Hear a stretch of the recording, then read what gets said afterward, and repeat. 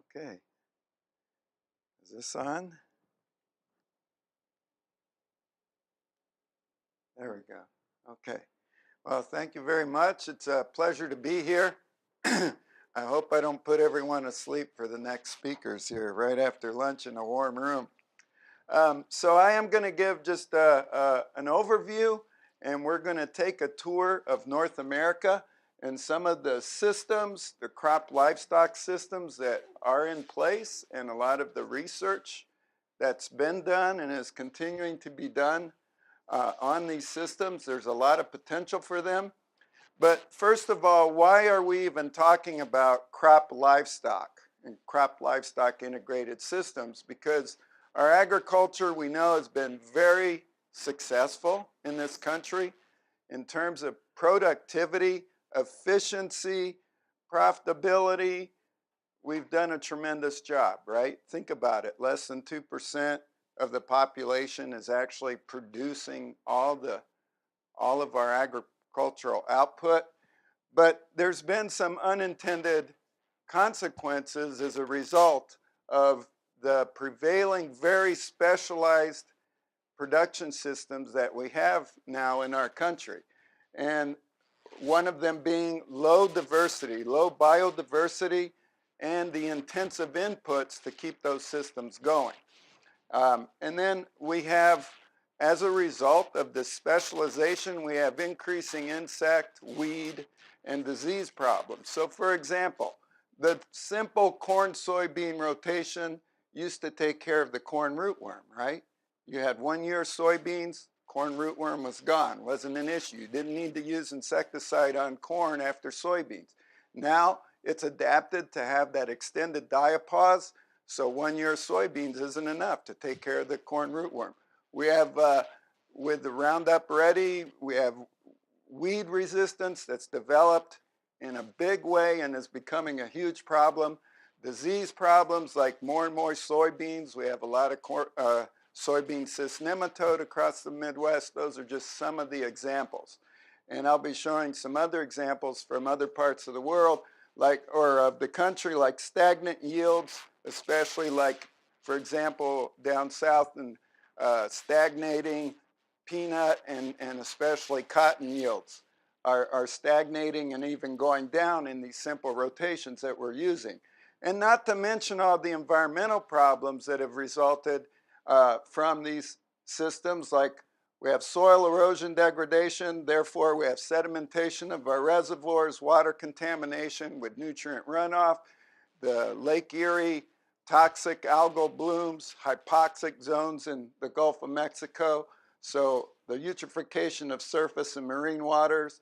And then I'm going to talk a little bit about the depleting groundwater reserves from over-irrigation. And not to mention the nutrient imbalances, where we have our specialized crop fields, where we're putting on fertilizer, we're bringing in nutrients, versus our concentrated animal feeding units, the big animal feeding operations, where we have too many nutrients, and the problem is nutrient overload in those systems. So this is why there's growing interest among researchers as well as producers with more of an ecological mindset on integrated systems. Let's think about putting the animals and the crops back together to increase the biodiversity through longer rotations, especially with perennials. And in this group, that would be a very welcome thing. I'm kind of talking to the choir today. And those can provide valuable environmental services. We can capture ecological interactions in these more diverse systems, and I'll show some examples of that. And of course, we can diversify our income on a practical level. And this can become more of an issue if the government starts to move out of our price support system, okay? In countries where they don't have price supports for grain, there's a lot more going on in integrated crop livestock systems, like in New Zealand, Australia, and Brazil, where they don't have price supports for grain. There's a lot more interest among producers in diversifying their operations. So, going on the tour, we're going to look at these main components that fit into integrated systems. Sod-based crop rotations, by that I mean having perennial crops in our rotations like we used to. Cover crops on a shorter term, using cover crops for forage and grazing within grain crop rotations. Even shorter than that would be putting animals on crop residues, utilizing them that way, so we're getting some animals in that grain or crop system. Sod intercropping and overseeding, like overseeding Bermuda grass pastures in the south for winter grazing to extend that grazing. And then we have some crops like winter wheat that we can actually use for two purposes, and this goes on a lot in Kansas and Oklahoma, where you can graze the wheat for a short time until it starts going reproductive, and then you let it go on for grain production. So those are all some examples of how we can use these different practices in integrated systems. And I'm going to give you some examples now from different parts of the country.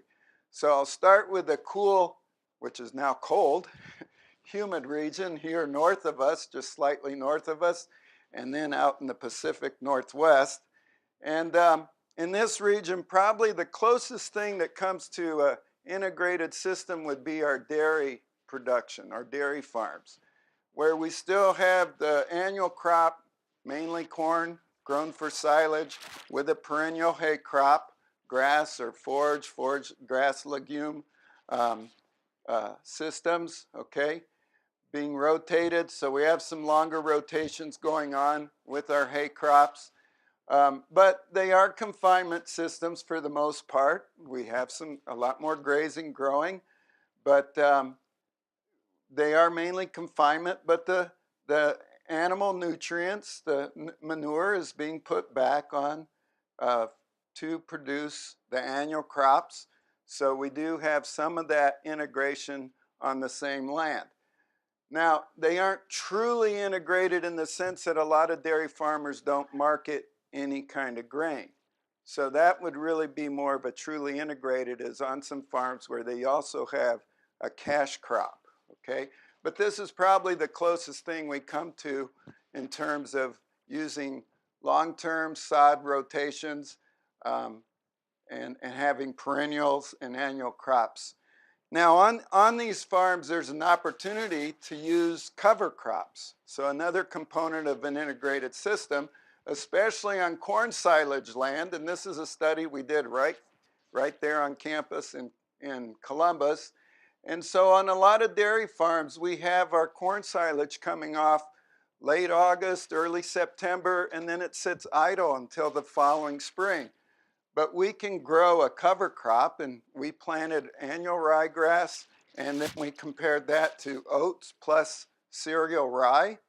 And this is a shot in November, so it was planted in mid-September. In November, we had this beautiful cover. We start grazing it with our heifers. It's already frosted here. You can see the oats are frosted, burned back a little bit. And we grazed that starting around Thanksgiving time and went on into January until we were done with the grazing and the snow covered it up. And then the next spring, the cover crop starts growing back, and this is early March, mid-March. You can see the rye is coming on a lot earlier than the annual ryegrass on the right. So we learned if we want early spring grazing, rye works a lot better than annual ryegrass. So we were able to graze that, especially the rye, through April, plant the corn silage again, and then we could repeat that whole process all over again. So really, a lot of times with these systems, you're actually intensifying the use of the land. You're keeping roots growing year-round on that land. So these are some of the results we found. We produced from 1.5 to as much as 3.7 tons per acre of forage dry matter, and that included the spring production. And this was with the cereal rye in the spring that we got that high number. 1.8 pounds average daily gain, and that was the average of Holsteins and Jerseys. The Holsteins were about 2.1 pounds per animal per day. And we produced enough forage that carried 56 to 80 animal unit days per acre, animal unit being a 1,000-pound animal equivalent. The subsequent corn silage yield was not reduced by the grazing, so there's no real compaction effect. In the spring, after the termination of the cover crop, we had 23% increase in particulate organic carbon in the soil, 3 times the soil microbial biomass, so all this is positive for nutrient cycling and improving the soil. And that's been shown in a lot of other studies as well. In this area, though, in the specialized grain systems, it's mainly a corn-soybean rotation. In some, we have a limited amount of acreage of winter wheat. So this gets to be more of a challenge to grow a cover crop, but there are some opportunities here, and producers are trying things. Here in central Ohio, there's a group of producers that are flying on rye over corn in late August. If we get rain, it works pretty well. If we don't, it doesn't, obviously. But they're throwing on this rye in the end of August, and then in October, after the corn comes off in November, they're putting beef cattle out to graze that, and it's a nice supplement. That oat forage or rye forage is a good supplement to the corn stover. Makes a nice high protein supplement built right in. If we have wheat, we have a lot of opportunities for cover crops because the wheat comes off in mid-July.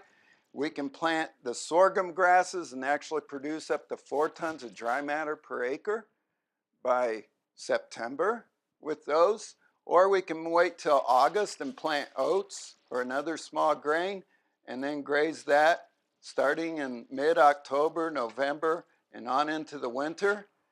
And here's an example of oats planted in early August. This is October 12th. Bob Hendershot's outstanding in his field there.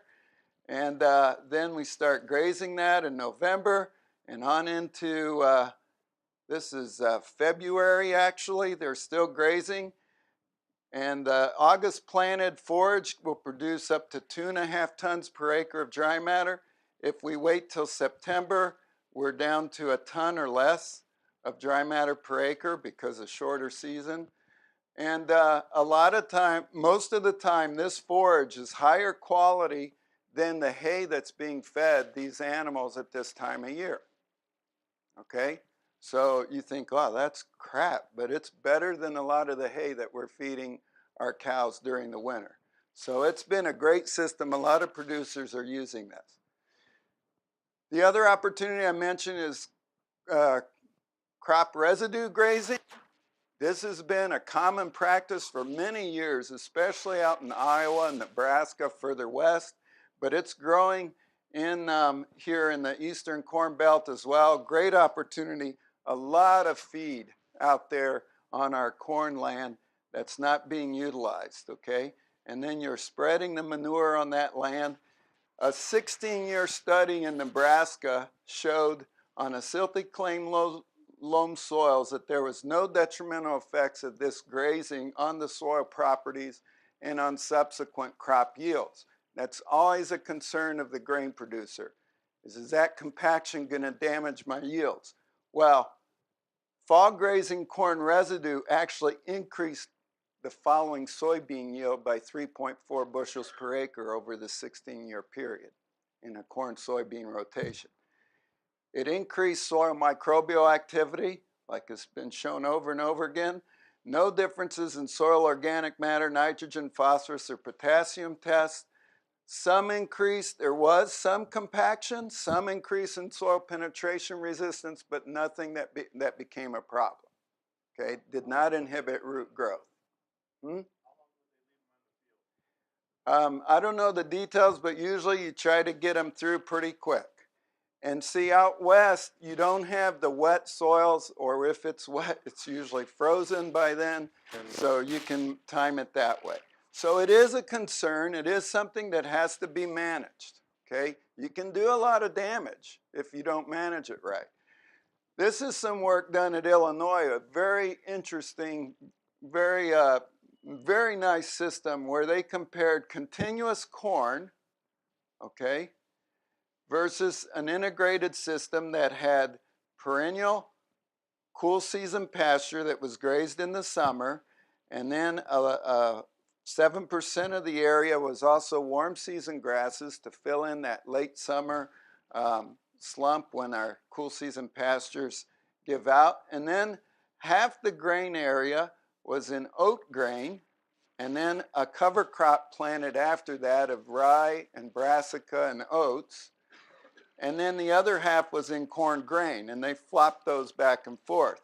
And so in late fall, they started strip grazing that area. So they had the nice cover crop over here and with the corn grain residue right beside it. So they had the high quality supplemented with a little more roughage on the corn residue. They showed total nitrogen, total soil nitrogen and carbon increased in the integrated system compared to the continuous corn. Soil aggregate size, so structure was improved of the soil. They had 6.5% more corn grain yield compared to continuous corn. That was the rotation effect, as well as the manure being added. They had a 4.5-fold decrease in weed biomass in the integrated system, so less herbicide use. Okay, so a lot of positive benefits in this system.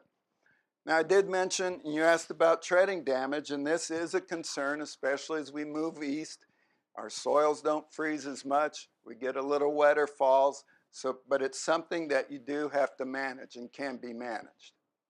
Okay, now this is some work from Iowa, and they looked at several indicators of comparing a 2-year corn-soybean rotation, a 3-year corn-soybean, and then a small grain plus underseeded with red clover, or a 4-year where they had corn-soybean, small grain underseeded with alfalfa, and then 1 more year of alfalfa. So a 2-, 3-, and 4-year rotation. I'm going to show you a bicycle wheel, 1 wheel for each of these systems superimposed on each other, and the different indicators are the spokes of the wheel. The rotation with the highest value was set at 1, and anything below that a fraction of 1, depending on the percent decrease. Okay, so here's the 3 spokes. The 3 bicycle wheels. So let's just go up here to the top. The solid line with the solid circle is the 2-year rotation. We actually had lower soybean yield. I think it was about 10% less than in the 3- and 4-year rotation. Okay, maize yield or corn yield also was actually a little higher in the 3- and 4-year rotation than in the 2-year corn-soybean rotation, but not a big difference. Weed seed bank depletion was equal for all 3. Total harvested crop mass was higher for the longer rotations, a little bit higher, and overall profit was the same for all 3 systems. So the idea that you can't have a longer rotation and make equal profit is a fallacy. Now, the bottom half of the wheel starts to show the big differences. Labor. It takes a lot more labor on a 4-year rotation compared to a 2-year. Why?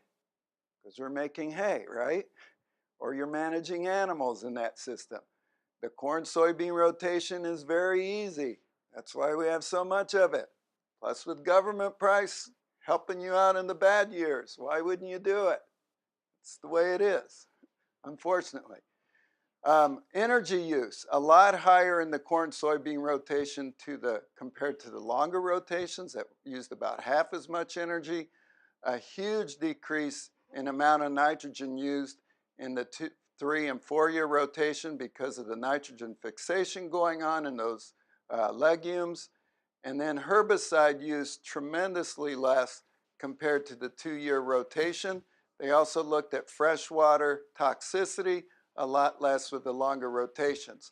So the idea is that we have some biological synergies going on with a little bit of input, and it goes a long ways And there's a lot of environmental benefit we can have with these longer rotations. Now, let me move on to the cool, dry region, where seasons are even shorter. Now, we can use the long-term rotations there as well, just like I showed you here in the Midwest. So the 3 or 4 year hay crops with the grain crops, that works very well in that region. But there's even work going on for using cover crops in this region, okay? And you'd think, how in the world do they do that? Well, what they're doing is they're windrowing their crop residues, and they're windrowing their cover crops after a shorter season grain crop. So like after wheat, they would grow this cover crop, and they are trying windrowing it, but not baling it, to save the cost of baling and feeding hay. And the idea is the windrows are a little easier to find under the snow. People are doing it. They're showing benefits to this. So even in these regions where you think it's extremely difficult to do this kind of integration, where there's a will, there's a way. I want to show you now, go to the south, southwest, the warm, hot, dry region. In this region, water use is actually is the issue, and reducing irrigation use, especially because the Ogallala aquifer is being depleted at an alarming rate. They're taking out a lot more per year than is being recharged. That is not sustainable. Eventually it's going to run out if we keep doing it this way. So Texas Tech, starting with Vivian Allen and now Chuck West carrying on this work, have done some very interesting work comparing, say, continuous cotton, which is a prevailing production system in that region, with irrigation, compared to a fairly complex crop livestock integrated system. They take half the area out of cotton production, put it into a perennial warm season pasture that's grazed. It was Old World blue stems, I believe, was a pasture. Then the other half had a rotation where they had cotton, followed by a winter cover crop of wheat that was grazed. So for the winter grazing and fall, winter, spring grazing, and then fallow to save water, and then back to another cover crop of rye that was grazed, and then back to cotton. So their results, the integrated system reduced irrigation water use by 25%. Okay, so there was a savings in water. You still had to apply water, but not as much. Soil erosion potential was decreased. Nitrogen fertilizer was reduced by 36%. Energy use was decreased. Chemical inputs were decreased. All this work is published. Carbon sequestration was increased. Soil microbial activity was increased, like other studies have shown when you add animals into the system. Soil and perennials. Soil aggregates were increased, which better soil structure means more water infiltration in the soil. Income diversification and profit potential was increased, but managerial requirements were also increased. There's always a cost. These systems are more complicated to manage. They take more management input. They aren't as easy, right, as continuous cotton. Okay, so that's the cost. Finally, I'll show you what's going on, what's being done in the southeast region. Some of you are a lot more familiar with this than I am, but this is a region where it's probably the easiest to develop these integrated systems because we have a longer growing season, easier to establish cover crops and get good growth for grazing. So a lot of opportunity in this area. This area is similar to what's going on in southern Brazil, where they're doing a lot of this work with integrated systems. You can have winter cover crops, say after corn, or peanuts, so we can grow annual ryegrass after peanuts, or cotton, for example, graze that, or rye. We can have summer cover crops after winter wheat, like sorghum sudan for grazing. So there's a lot of opportunities for cover crops in between the crop rotations there. And some very interesting work to me anyway, in reading it and talking with a few people about it, is this work where they were looking at improving peanut and cotton yields with an integrated system. And this is where cotton yields have stagnated in the southeast, peanut yields as well. So the idea was, let's get it back into a longer rotation. So they tried 2 years of Bahia grass. The first year was hayed, the second year was grazed. I think now they're actually grazing both years.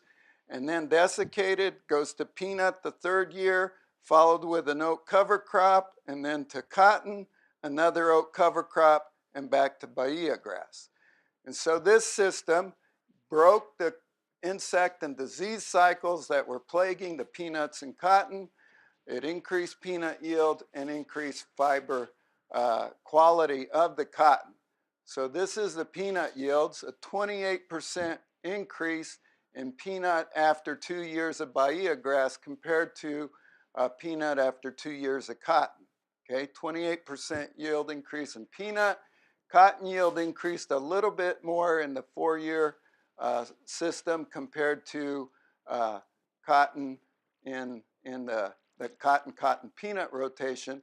But more importantly than the yield increase was the improvement in the fiber quality. Okay? When they did the profit analysis, the economic analysis, there was a 3.5-fold increase with the integrated system. Okay, $25 per acre per year in the cotton peanut rotation compared to $83 per acre per year in the hay and in the Bahia grass and peanut cotton rotation. So this is very impressive. I hear there's producers adopting this, and they're continuing to work on this. I don't have time to get into a lot of work with trees adding into the system. Brazil's doing a lot of work with this. We need to pay attention to what they're doing and learning from it. There's a lot of good work going on this in different regions of the U.S., a lot of management options to look at in adding trees into our pasture and crop systems, something to look at down the road. So if we look at a timeline, we think about, okay, right now we're having a lot of emphasis on reduced tillage for conservation and cover crop use. As producers get adept at establishing cover crops and having success with them, I think hopefully one day the day's going to come when they're going to look out there on that cover crop and say, I could make more money from that if I put it through an animal. That's what happened in Brazil. And so then you add animals into the system, suddenly you're open to more diverse rotations with perennials. You see the opportunities to have more diversified income, so you're moving into sod rotations, more integrated systems, and then finally agroforestry, and above this is the YouTube videos, right, that we heard about. Okay, so in conclusion, there's a lot of opportunities for integrated systems, improving integration in our production systems in our country. They can improve soil and water quality while also being profitable with good management. Most grain producers, though, probably are not at all interested. There's few incentives to diversify as long as the government keeps propping up our grain system. Grain producers who have ruminant livestock, though, who have some cattle, are more likely to integrate the two activities and be interested in this. I think we're going to need some changes not only in producer attitudes in general, but also in the agricultural policies and the incentives that they create in order for us to really start seeing a big improvement in the number of integrated crop livestock systems we have in this country. With that, that's your introduction to integrated crop livestock systems, and I think I'm out of time. Right on time. Okay. Just real quick, while Aaron gets her presentation up, are there any quick questions? Go. Quick question. Yeah.